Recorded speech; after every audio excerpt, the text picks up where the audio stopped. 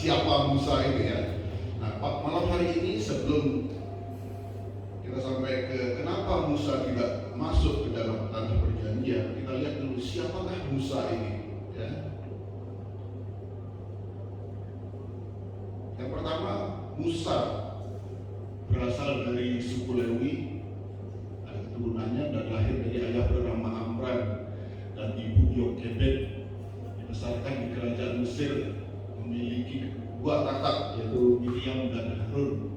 Bapak Ibu bisa baca di Bilangan pasal 26 ayat yang ke-59. Yang kedua, kita mengetahui siapa Musa itu. Walaupun Musa besar dan dididik oleh putri Firaun di kerajaan Mesir, Musa tetap mengasihi dan membela bangsanya. Itu bisa dilihat di Keluaran 2 ayat 1 sampai 2. Yang ketiga, Musa menolak disebut anak putri Firaun. Dia lebih suka menderita sengsara dengan bangsanya daripada menikmati kesenangan di istana. Salah satu pendidikan yang didapat Musa, ada beberapa satu catatan yang saya baca bahwa Musa dididik di kerajaan itu ada sastra, ada ilmu pengetahuan, ada ilmu yang dididik dari kecil sampai dewasa. Musa dididik di kerajaan. Berikutnya, yang keempat, Musa adalah seorang yang lembut hatinya. Ada yang bilang, coba kita baca Bilangan 12, Bilangan pasal yang ke-12 ayat yang ketiga.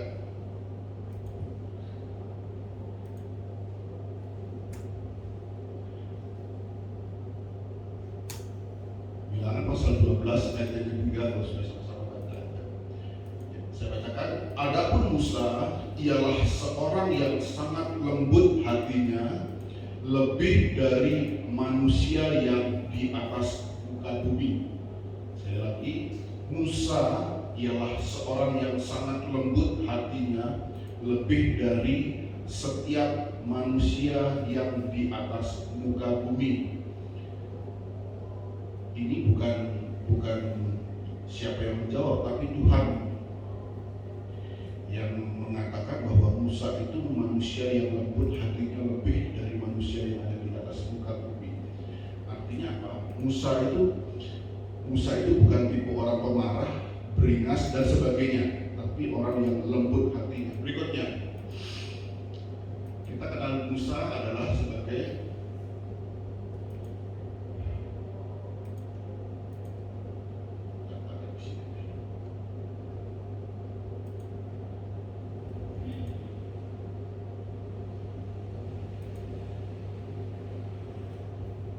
Musa adalah seorang yang bisa berbicara berhadapan muka dengan Tuhan. Salah satu orang yang bisa berbicara muka dengan Tuhan. Kita bisa lihat di Keluaran pasal 33 ayat yang ke-11. Yang berikutnya, Musa bukan seorang panglima perang, walaupun dia menang di medan perang. Ketika Musa melewati setiap daerah yang dilewati, Musa pamit dengan raja yang daerahnya dilewati. Tetapi setiap daerah yang dilewati, Musa malah diserang. Pasukan Israel, bangsa Israel diserang. Tetapi Musa bisa mengalahkan setiap pasukan yang menyerang bangsa Israel. Padahal di sini adalah Musa bukan panglima perang, tapi Musa adalah pendoa dan pembuat mukjizat. Selalu mengandalkan Tuhan, selalu mendengarkan suara Tuhan. Itu Musa. Yang terakhir, ada beberapa banyak sebenarnya, saya cuma catat 7 saja. Musa adalah orang yang dikasihi Tuhan. Ya, kalau kita lihat waktu 10 pengintai itu balik kepada Musa, dan di situ terjadilah keributan yang luar biasa antara orang yang bilang bahwa negeri perjanjian itu adalah negeri yang subur, negeri yang berlimpah susu dan madunya, dan ada yang bilang negeri itu negeri yang menyeramkan. Terjadilah keributan di sana, dan saat keributan terjadi, Tuhan murka, Tuhan marah, ya, dan Tuhan berfirman akan menumpas bangsa Israel itu dengan penyakit sampar, ya, dengan penyakit sampar akan memusnahkan bangsa Israel. Tetapi Musa memohon kepada Tuhan, Tuhan, apa kata bangsa-bangsa lain? Apa kata bangsa Mesir? Kalau bangsa ini Tuhan musnahkan, apa kata bangsa Mesir? Masa Tuhan tidak bisa membela? Musa memohon kepada Tuhan. Musa orang yang dikasihi Tuhan. Di pasal Bilangan pasal 24 ayat 20, Tuhan mendengar permohonannya Musa, dikabulkan permohonan Musa. Tetapi setiap dosa dan kesalahan ada ganjarannya, ya. Ketika orang-orang itu ribut, bentrok di sana, Tuhan marah dan membuat hati Tuhan tidak senang, ada ganjarannya. Ganjarannya apa?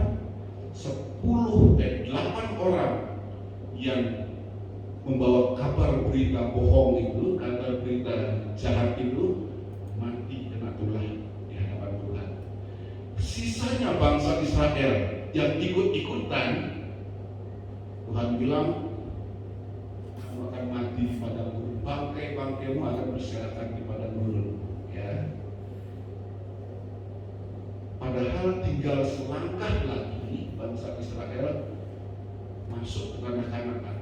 Tapi karena informasinya yang 8 itu membawa kerusuhan di dalam bangsa itu, sehingga Tuhan murka, akhirnya Tuhan menambahkan jadi 40 tahun, 38 tahun lagi, ya, 38 tahun lagi, akhirnya 40 tahun berputar-putar di padang gurun. Makanya Tuhan bilang semua bangsa ini mati di padang gurun. Sisanya cuma 2, Kaleb dan Yosua, dan yang lahir di padang gurun 20 tahun ke bawah, ya. Itu penyebab. Dan inilah Musa, ya. Siapa Musa itu? Inilah dia yang membawa bangsa Israel. Baik, mari Bapak Ibu kita masuk. Itu sekilas Musa yang membawa bangsa Israel, yang dibilang bangsa yang keras tengkuk. Kalau saya baca dari Keluaran itu, memang bangsa ini bangsa yang keras tengkuk, ya, bangsa yang walaupun dia sudah tahu Tuhan itu buat mujizat luar biasa, di depannya dia buat mujizat, dia sebentar ini lupa, dia tidak percaya, terus tidak percaya. Sama seperti di Makot waktu mengeluarkan bangsa Israel, dikasih tulang, tidak pernah dikasih, ya, gitu ya. Coba kita baca kita lihat kenapa Musa tidak masuk ke dalam tanah perjanjian. Kita buka di Bilangan pasal 20 ayat yang ke-2 sampai 13. Kita bisa baca sama-sama. Bilangan pasal 20 ayat yang ke-2 sampai ke-13.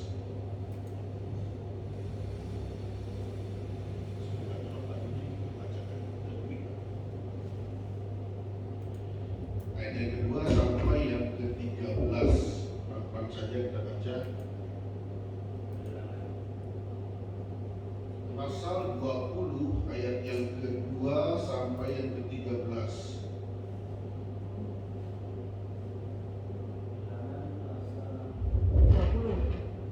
20 ayat 2 sampai 13. Bilangan pasal 20 ayat 2 sampai 13. Doa Musa dan Harun. Dosa Musa dan Harun. Oke, baik. Pada suatu kali ketika tidak ada air bagi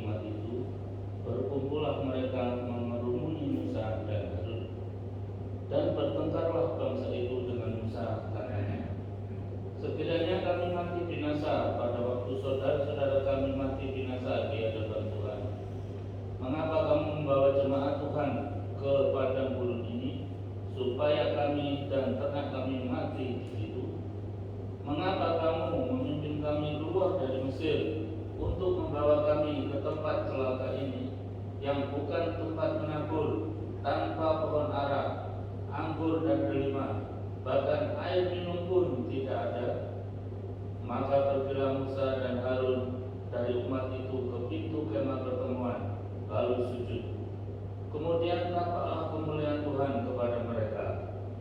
Tuhan berfirman kepada Musa, ambillah tongkatmu itu, dan engkau dan Harun kakakmu harus menyuruh umat itu berkumpul. Katakanlah di depan mata mereka kepada bukit batu itu, supaya diberi airnya. Demikianlah engkau mengeluarkan air dari bukit batu itu bagi mereka, dan memberi minum umat itu serta ternaknya. Lalu Musa mengambil tongkat itu dari hadapan Tuhan, seperti yang diperintahkannya kepadanya. Ketika Musa dan Harun telah mengumpulkan jemaah itu di depan bukit batu itu, berkatalah ia kepada mereka, dengarlah kepadaku, hai orang-orang durhaka. Apakah kami harus mengeluarkan air bagimu dari bukit batu ini? Sesudah itu Musa mengangkat tangannya, lalu memukul bukit batu itu dengan tongkatnya 2 kali.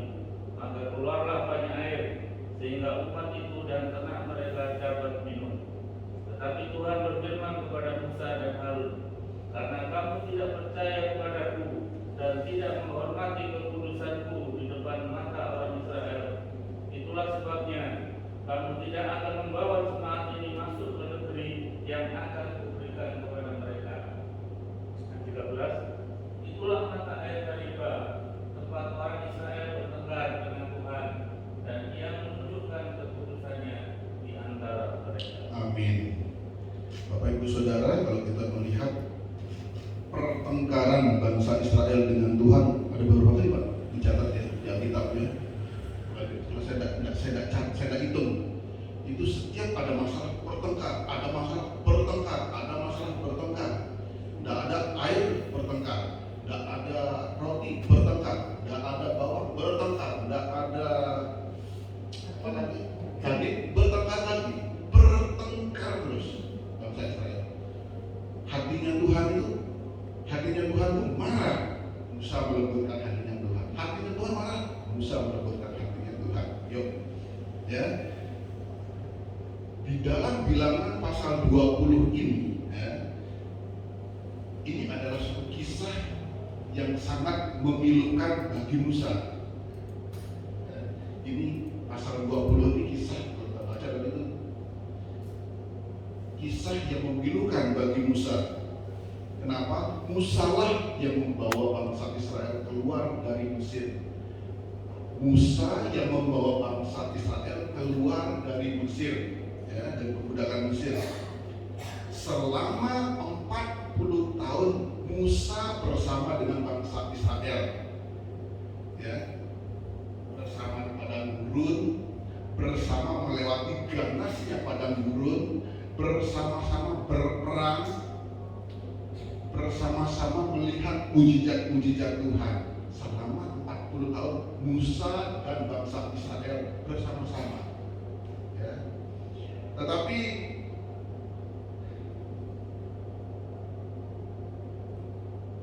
masa-masa sulit yang dialami Musa waktu di padang gurun itu bangsa Israel juga rasakan, sama dia rasakan sama-sama, ya. Di dalam pasal 20 ini selangkah lagi Musa dan bangsa Israel masuk ke tanah perjanjian. Selangkah lagi. Buktinya apa? Tadi kita lihat ada apa namanya? Ada 10 yang memberitakan itu bahwa ini tanah ini. Artinya sudah dilihat bahwa selangkah lagi Musa dan bangsa ini akan masuk tanah perjanjian, ya. Berarti jarak antara tempat ini dengan tanah perjanjian tidak jauh, ya. 40 hari mungkin, kurang lebih. Kalau firman Tuhan katakan 40 hari dia ini ya apa namanya, waktu mengintai, kurang lebih dekat lah. Dengan kata lain, selangkah lagi Musa dan bangsa Israel ini masuk dalam tanah perjanjian ini. Tetapi apa yang terjadi, ya, di peristiwa ini kita melihat inilah akhir dari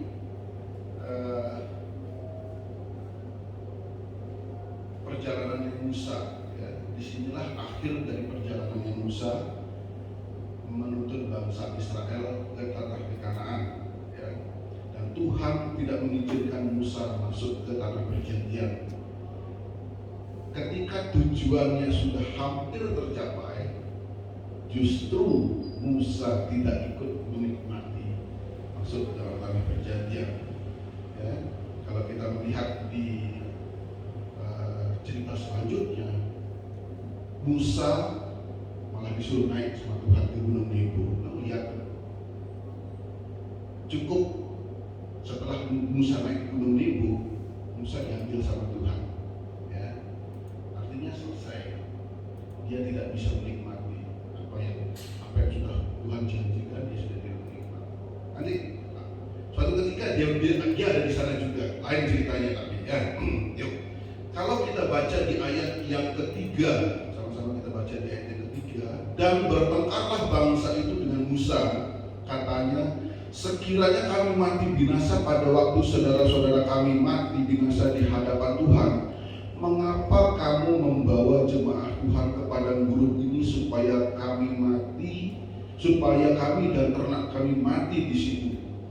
Mengapa kamu memimpin kami keluar dari Mesir dan membawa kami ke tempat celaka ini dan bukan tempat menabur tanpa pohon ara, anggur dan delima? Ya.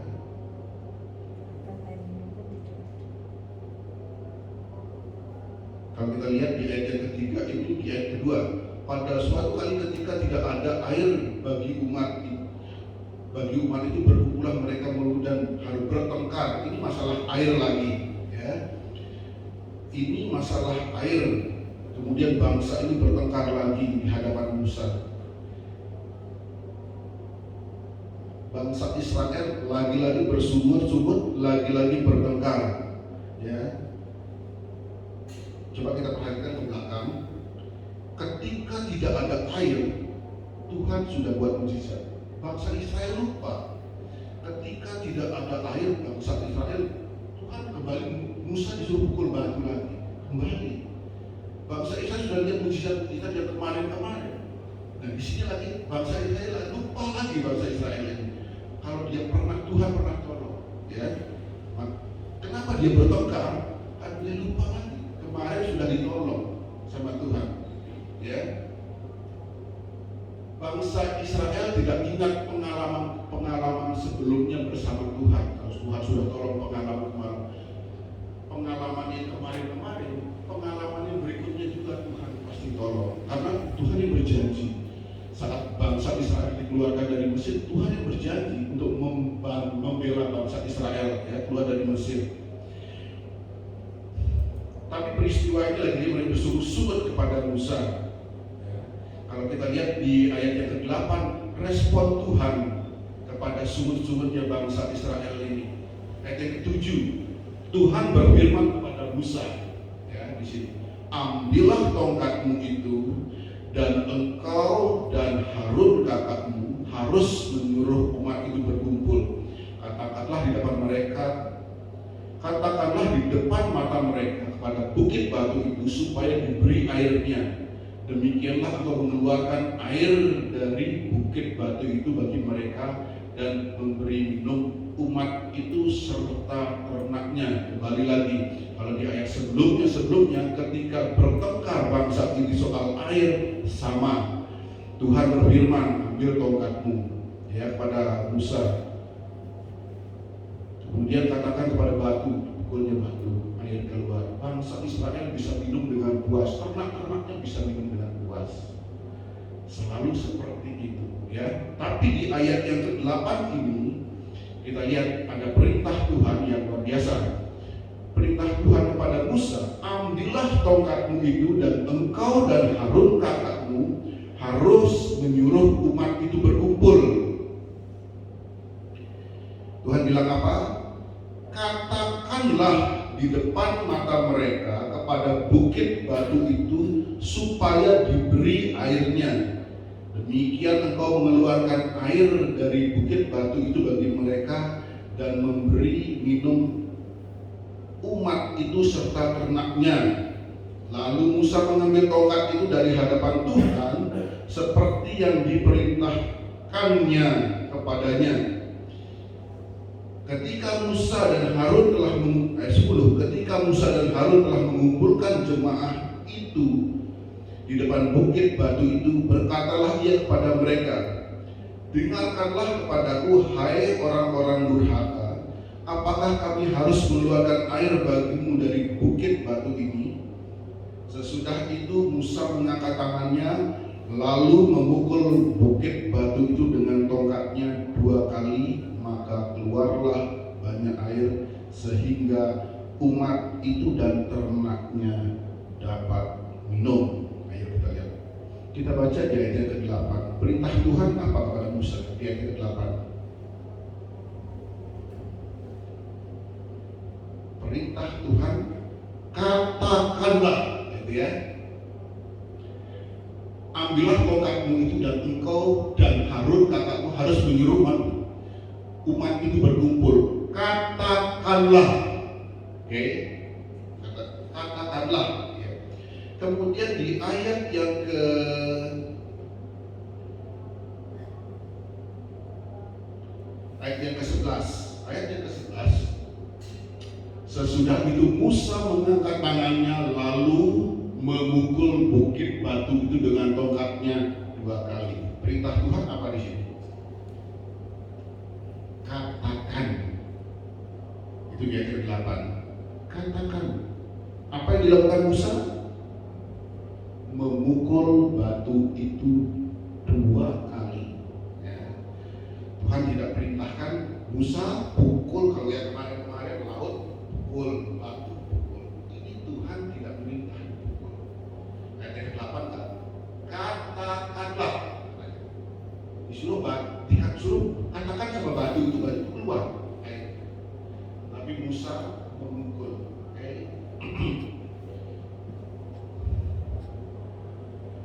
Di ayat yang ke-8 Tuhan berkata katakanlah atau perkatakan. Tetapi yang dilakukan Musa memukul batu itu 2 kali. Nah, disinilah letaknya ya.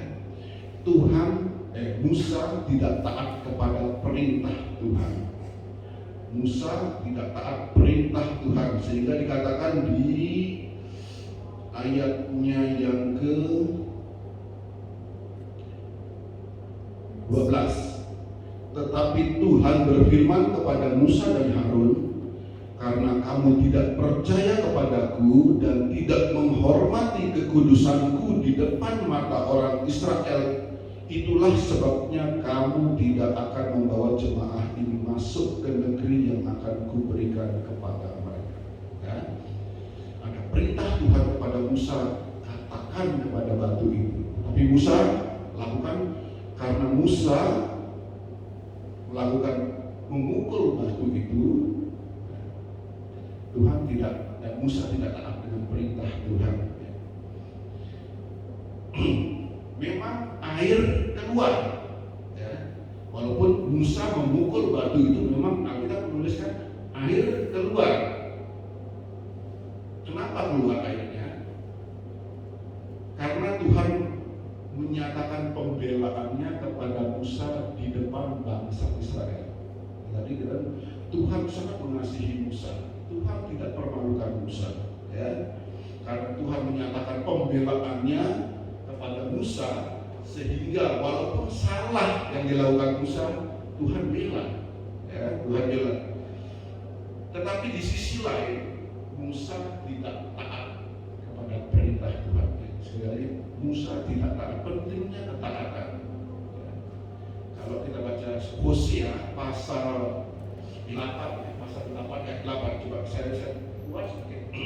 Hosea pasal 8 ayat 8. Hosea pasal 8 ayat 8.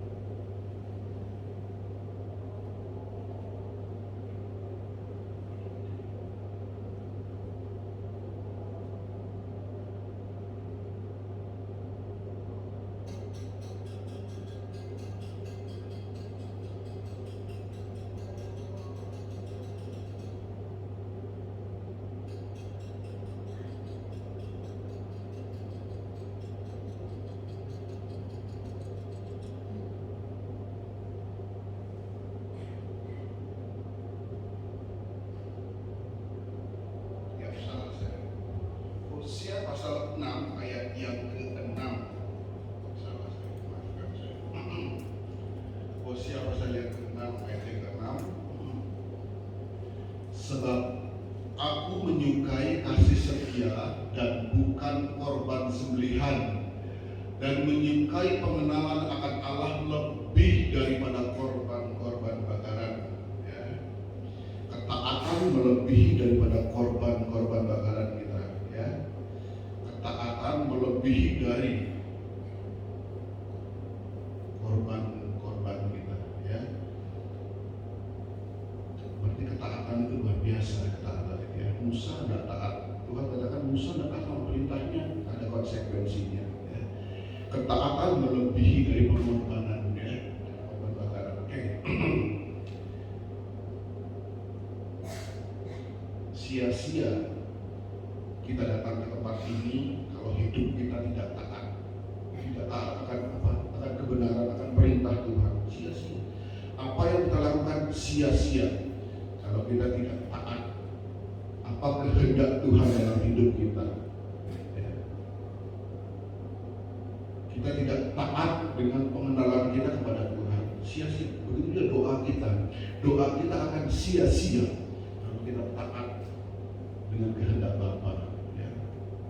Ada banyak aturan yang Tuhan minta kepada hidup kita supaya kita hidupnya berkenan. Kalau minggu kita sudah dengar, hidup kita berkenan. Ada kebenaran dalam hidup kita supaya hidup kita berkenan kepada Tuhan. Ya. Oke. Selanjutnya dulu yang ini. Tadi sudah kita baca ayat yang ke-11 tadi. Musa tidak taat. Sampai mana tadi? Kenapa air itu keluar walaupun Musa tidak taat? Air itu keluar karena Tuhan tidak mau mempermalukan Musa di depan bangsa Israel. Tuhan tetap mengasihi Musa. Ya. Tuhan tidak mempermalukan. Kamu pemimpin yang tidak becus, enggak. Tuhan tidak seperti itu. Tuhan tetap lakukan mujizatnya. Ya. Tetapi ada konsekuensinya. Tuhan panggil Musa dan Harun. Ada konsekuensinya. Ya. Ada akibat dari ketidaktaatan Musa, tapi tidak di depan bangsa Israel. Tuhan menghukum Musa, tapi Tuhan berfirman langsung kepada Musa. Ya. Kalau di ayat yang ke-12, bagaimana? Kalau saya kembali lagi ke ayat yang ke-12, kembali lagi ke lebih lama tadi ayat yang ke-12, pasal 20 ayat yang ke-12.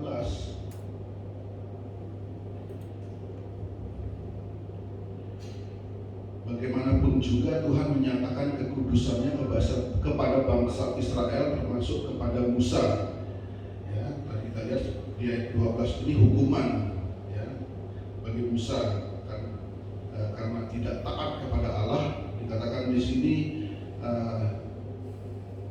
itulah sebabnya, di ayat 12, itulah sebabnya kamu tidak akan membawa jemaat ini masuk ke negeri yang akan kuberikan kepadamu.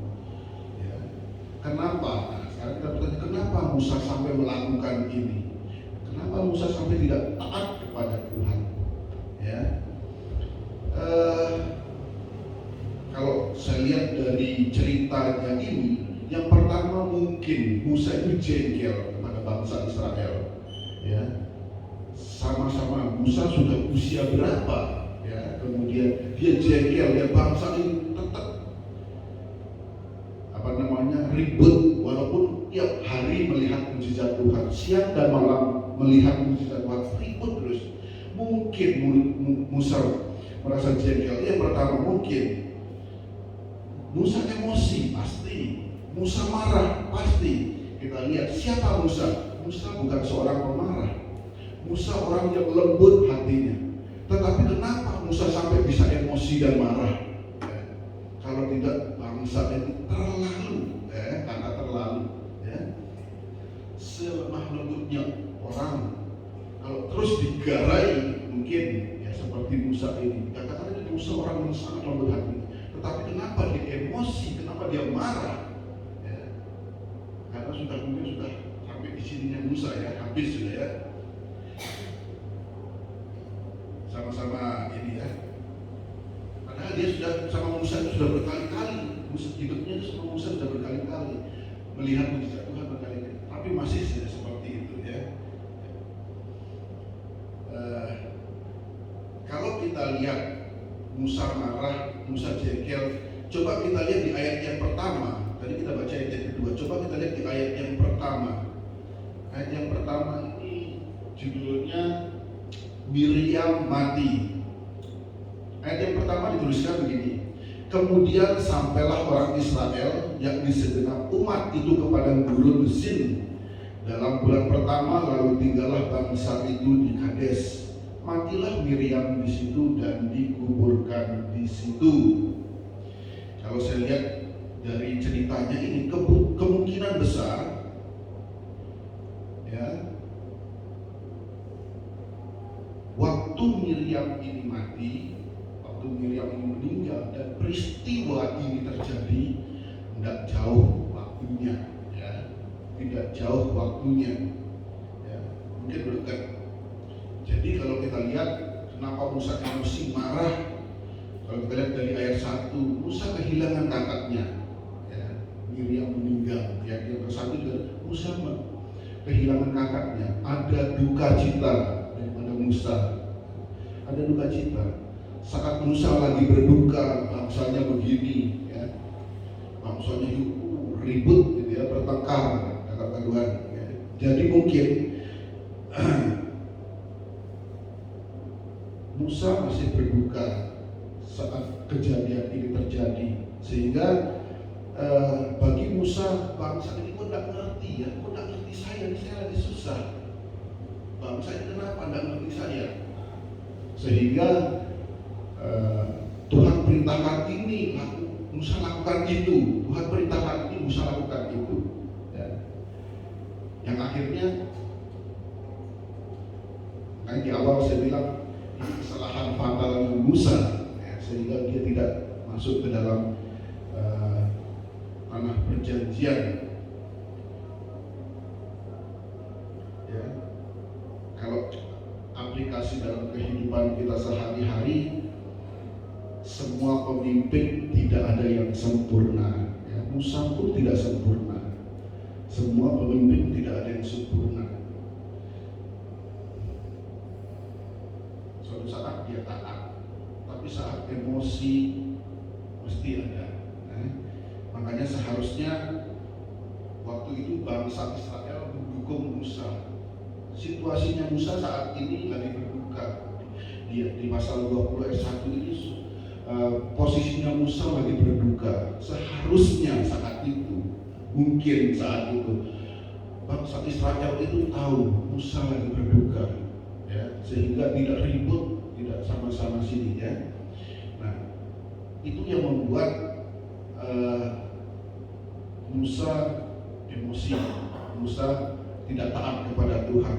Tapi di satu sisi Musa merasa hukuman ini sangat berat ya. Di satu sisi Musa merasa hukuman ini sangat berat. Coba kita baca di Ulangan pasal 34. Ulangan pasal 34.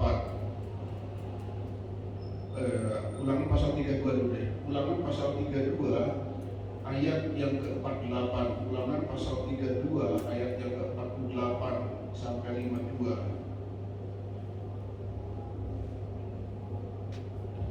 Saya bacakan cepat. Pada hari itulah juga Tuhan berfirman kepada Musa, naiklah ke atas pegunungan Abarim, ke tempat gunung Nebo yang di tanah Moab, di tentangan Yeriko, dan pandanglah tanah Kanaan yang kuberikan kepada orang Israel menjadi miliknya. Kemudian engkau akan mati di atas gunung yang akan kau naiki itu, supaya engkau dikumpulkan kepada kaum leluhurmu, sama seperti Harun kakakmu sudah meninggal di gunung Hor dan dikumpulkan kepada leluhurnya. Oleh sebab kamu telah berubah setia terhadap aku di tengah orang Israel dekat mata air Meriba di Kades di padang gurun Zin, dan oleh sebab kamu tidak menghormati kekudusanku di tengah-tengah orang Israel, engkau boleh melihat negeri itu terbentang di depanmu, tetapi tidak boleh masuk ke sana, ke negeri yang kuberikan kepada orang Israel. Coba kita maju lagi ke Ulangan pasal 34 ayat 1. Ulangan 34 ayat 1 sampai 8. Kemudian naiklah Musa dari daratan Moab ke atas gunung Nebo, yakni ke atas puncak Pisga yang di tentangan Yeriko. Lalu Tuhan memperlihatkan kepadanya seluruh negeri itu, daerah Gilead sampai ke kota Dan, seluruh Naftali, tanah Efraim dan Manasye, seluruh tanah Yehuda sampai laut sebelah barat, tanah Negeb dan lembah Yordan, lembah Yeriko, kota pohon korma itu sampai Zoar. Tua, ya. Justru mari kita bawa anak-anak kita hidup dekat sama Tuhan, keluarga kita hidupnya dekat sama Tuhan. Ya. Pentingnya ketaatan, ya, ketaatan melebihi korban-korban. Doa kita ketaatan lebih penting. Semua yang kita kerjakan sia-sia, pelayanan yang kita kerjakan sia-sia, just pelayanan, hanya melayani Tuhan tanpa ketaatan sia-sia. Ya, firman Tuhan katakan melebihi korban bakaran, ucapan syukur melebihi. Makanya bersyukur melayani kita persiapannya luar biasa. Ya. Mungkin bisa kita tanya Pak Darmanto, sebelum kita pelayanan kita berdoa dulu, beda rasanya ya Pak ya, beda rasanya. Sebelum pelayanan, sebelum datang duduk beribadah saja di rumah persiapanmu, terima kasih Tuhan, terima kasih. Terima kasih. Supaya apa? Ketika kita duduk ibadah, kita nggak tahu besok itu kejadian hidup kita apa. Besok itu jadi, makanya kita datang kepada Tuhan. Minta Tuhan perlindungi hidup saya selama 10 minggu, supaya saya datang balik ke ibadah ini ada sukacita yang baru, ada pemeliharaan Tuhan. Itu yang perlu, ketaatan itu di situ, supaya kita melihat pemeliharaan. Kita nggak tahu 1 hari, 2 hari ke depan, 1 jam, 2 jam keluar dari situ kita nggak tahu. Ketika hidup benar di hadapan Tuhan, minta pemeliharaan Tuhan, Tuhan akan membela kita seperti Musa. Tuhan akan membela kita. Baik, saya rasa itu saja perpuluhan ini menjadi kekuatan kita belajar dari Musa. Kenapa Musa tidak bisa masuk dalam perjanjian? Tapi Tuhan tetap mengasihi Musa. Tuhan tidak meninggalkan Musa. Ada tempat khusus untuk Musa di hadapan Tuhan. Ya. Baik Bapak Ibu Saudara, itu saja yang bisa saya sampaikan. Mari kita berdoa. Terima kasih Tuhan untuk dalam firman-Mu malam hari ini. Yang menjadi kekuatan bagi kami, jadikan ini rema bagi kami, sehingga ketika kami dalam setiap pergumulan kami bisa mengucap syukur karena Engkau senantiasa memelihara kami, karena Engkau selalu ada bersama-sama dengan kami. Jadikan kekuatan firman-Mu ini Tuhan, bagaimana kami harus hidup benar di hadapan-Mu, harus hidup taat di hadapan-Mu. Bagaimana hidup kami bisa berkenan kalau kami tidak taat, bagaimana hidup kami bisa berkenan kalau kami tidak sungguh-sungguh di hadapan Tuhan. Ini yang menjadi kerinduan kami di akhir-akhir ini Tuhan, supaya hidup kami jadi berkat bukan saja bagi sidang jemaat-Mu, keluarga kami, dimanapun kami berada. Kekuatan firman-Mu itu yang menjadi kekuatan kami, ini itu berkat bagi kami. Terima kasih Tuhan, terima kasih. Terima kasih untuk kebenaran firman-Mu yang membuat kami lebih lagi untuk semakin tunduk kepada Tuhan. Terima kasih Tuhan Yesus, terima kasih. Dalam nama Tuhan Yesus kami mengucap syukur. Haleluya.